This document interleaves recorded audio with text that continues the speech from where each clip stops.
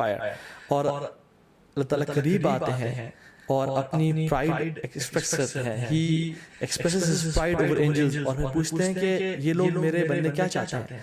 کچھ اور روایت میں بھی آتا ہے کہ یہ جو میرے بندے ہیں, یہ جو ڈسیبلڈ اور یہ مٹی سے آلودہ ہوئے ہوئے بندے ہیں, آج سے اور ان کی ساری کی نشانی ہے ان کی, یہ کیا چاہتے ہیں مجھ سے. اور اللہ تعالیٰ ان پہ فخر کرتے ہیں اور اپنے بندوں کو جہنم کی آگ سے آزاد کرتے ہیں. ویری بریفلی, ہم ان 10 دنوں میں کون سے ایسے اعمال کر سکتے ہیں جن کی وجہ سے ہم باقی لوگوں سے آگے نکل سکتے ہیں.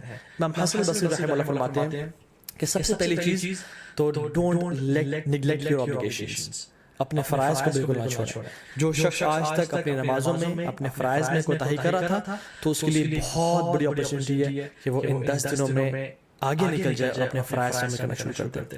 دوسری چیز جو ہم کر سکتے ہیں, which is the first thing I'll quote, کہ حج. جو شخص حج کی استطاعت رکھتا ہے اس کے لیے بہت بڑی اپرچونٹی ہے, کیونکہ حج باقی سال کے مہینوں میں نہیں کیا جا سکتا. اللہ نے فرمایا an accepted Hajj brings no less reward than paradise. اللہ اکبر, کہ مقبول حج کا اجر کتنا ہے؟ جنت, اس کے علاوہ کوئی اجر نہیں ہے. مطلب he will be granted جنہ اگر اس کا حج مقبول ہو جاتا ہے. So it's a great reward.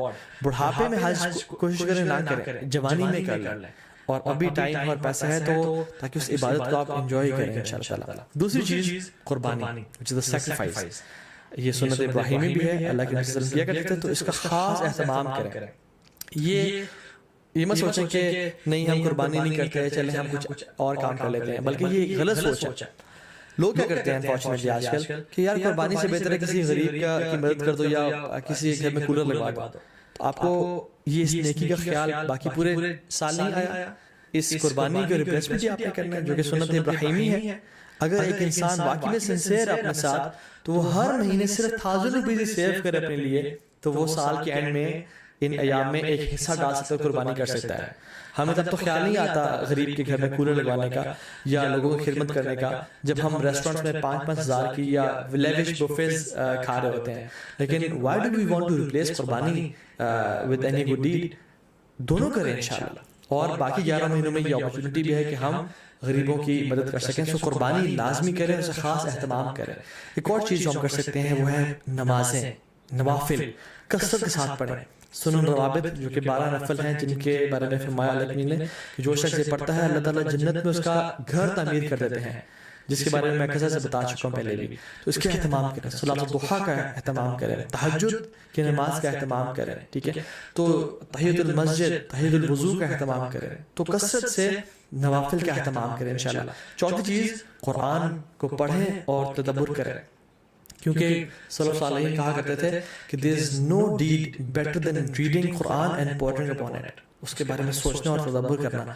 قرآن کو ٹائم دیں. Yes, we know and we realize کہ رمضان کے بعد ایک گلچ آتا ہے ہر بندے کی زندگی میں, لیکن these 10 days are an amazing opportunity جس میں ہم دوبارہ سے اس عبادات کی لذت کو ریوائیو کریں تاکہ وہ آئندہ سال کے لیے جا سکیں انشاءاللہ. And remember Allah subhanahu wa ta'ala, which is the 5th point, کثرت سے التحلیل والتکبیر والتحمید, لا الہ الا اللہ, اللہ اکبر, سبحان اللہ, الحمدللہ, کثرت سے پڑھیں. اللہ اکبر, اللہ اکبر, اللہ اکبر, لا الہ الا اللہ, واللہ اکبر, اللہ اکبر, وللہ الحمد. کثرت سے اللہ تعالیٰ کا ذکر کریں کہ اللہ نے یہ ہمیں دین حدیث میں سجیسٹ کیا کہ تم نے یہ کام کرنا ہے انشاءاللہ. ایک اور چیز, میک لاٹس آف دعا. جب بارش ہو رہی ہے دعا قبول ہوتی ہے نا, کیونکہ اللہ تعالیٰ کی رحمت ٹھاٹھے ماری ہوتی ہے. ان 10 دنوں میں بھی اللہ تعالیٰ کی رحمت کے دروازے کھل چکے ہیں اور اللہ کی رحمت ٹھاٹھے مار رہی ہے. اللہ تعالیٰ کو ان دنوں میں کیے جانے والے اعمال سے زیادہ کوئی عمل پسند نہیں ہے. تو کثرت سے دعا کریں, ہو سکتا ہے کہ یہی وہ 10 دنوں جن میں آپ کی دعائیں انشاءاللہ قبول ہو جائیں. And number 7th point is give lots of charity. Sacrifice تو ہم نے کرنا ہے, لیکن ان 10 دنوں میں کووڈ-19 بھی چل رہا ہے, لوگوں کے بزنس ٹھپ ہو چکے ہیں, غریب بیچارے مشکل میں ہیں, ان کی کثرت سے مدد کریں انشاءاللہ. اور ان دنوں میں آپ اپنی زکوٰۃ بھی نکال سکتے ہیں اگر آپ نے نہیں نکالی, اور اپنے رشتہ داروں پہ خرچ کر سکتے ہیں, اپنی فیملیز پہ خرچ کر سکتے ہیں, اور اسپیشلی جو لیس پریویلیج لوگ ہیں ہمارے معاشرے میں ان پہ خرچ کریں کثرت کے ساتھ. Number 8 is owner your parents. اپنے پیرنٹس کا خیال رکھیں, ان کے پاؤں دبائیں, ان کی مدد کریں اور خدمت کریں تاکہ وہ آپ سے راضی ہوں, اور جب وہ راضی ہوں گے تو انشاءاللہ اللہ بھی راضی ہو جائے گا. Number 9 point is صلۃ الرحم. اپنے قریبی رشتہ داروں کے ساتھ اچھا close ties of kinship maintain کریں. Maybe call them, send them gift, tell them that you love them for the sake of Allah subhanahu wa ta'ala, and just maintain the ties of kinship. 10th is enjoying good and forbid evil. دعوت کا کام کریں کیونکہ یہ بہت بڑا اور Nobel کام ہے. And the last point is seek forgiveness from Allah subhanahu wa ta'ala. رسول اللہ صلی اللہ علیہ وسلم نے فرمایا التائب من الذنب کمن لا ذنب له. گناہ سے توبہ کرنے والا ایسا ہی ہے جیسے اس نے کبھی گناہ کیا ہی نہیں تھا. تو ان 10 دنوں میں ایک بہت بڑا موقع ہے کہ ہم اپنے تمام گناہوں کو بخشوا دیں اور اپنی اصل زندگی کے لیے کچھ آگے بھیج دیں انشاءاللہ تعالیٰ. کیونکہ sins have chains and shackles.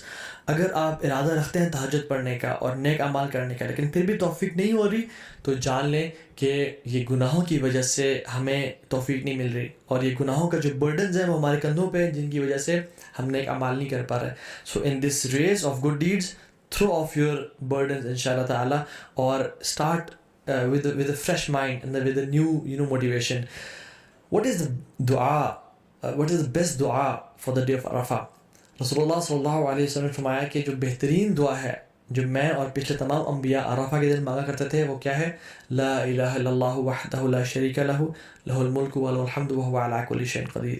This is the best dua to be recited on the day of Arafah. تو اسے کثرت سے انشاءاللہ پڑھیں, صبح شام کے اذکار نہ چھوڑیں.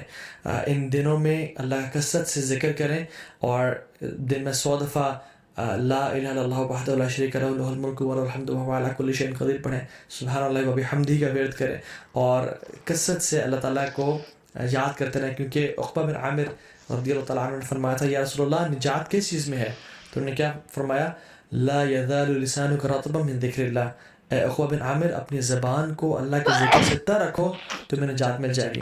ایک فارگوٹن سننا جو کہ ان دنوں میں ہم لوگ بھول چکے ہیں وہ یہ ہے کہ ابو ہریرہ رضی اللہ تعالیٰ عنہ اور عبداللہ بن عمر رضی اللہ تعالیٰ عنہما وہ کیا کرتے تھے کہ بازار میں جا کے اور مسجد سے نکلتے ہوئے اور مارکیٹ پلیسز میں اونچی تکبیرات پڑھا کرتے تھے.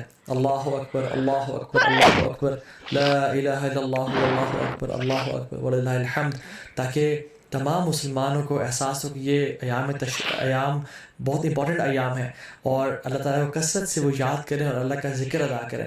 تو اس میں اس چیز کو بھی ریوائو کرنا چاہیے. جو باہری کنٹریز میں ہے ایم ناٹ سینگ کہ آپ مالز میں جا کے اونچا اونچا اللہ اکبر کہنا شروع ہو جائیں اور لوگ ڈر جائیں کہ کچھ ابھی یہ پھٹنے لگا ہے, نہیں, بلکہ اپنے معاشرے میں اپنی مسلم کمیونٹی میں اور جہاں بھی آپ ہیں انشاءاللہ مسجد میں جاتے ہوئے مسجد سے نکلتے ہوئے اپنے گھر میں اس سنت کو ریوائیو کریں اور کثرت سے اجر پائیں, اور انشاءاللہ تعالیٰ جو ایک بھولی ہوئی سنت کو تازہ کر دے گا اس کا بہت بڑا اجر اور ریوارڈ ہے.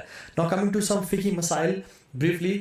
جو شخص ارادہ رکھتا ہے کہ قربانی کرے اس کو چاہیے کہ وہ ان ذوالحجہ کے پہلے 10 دن کے داخل ہونے سے پہلے اپنے نیلز کو اور اپنے بالوں کو کاٹ لے تاکہ ان دنوں میں نہ کاٹے, ٹھیک ہے, کیونکہ اللہ نے فرمایا کہ جو شخص ارادہ رکھتا ہے قربانی کرنے کا تو اس کے لیے جائز نہیں ہے کہ وہ ان دنوں میں اپنے ناخن کو اور بالوں کو کاٹے, ٹھیک ہے. یہ ایک طرح سے اللہ کی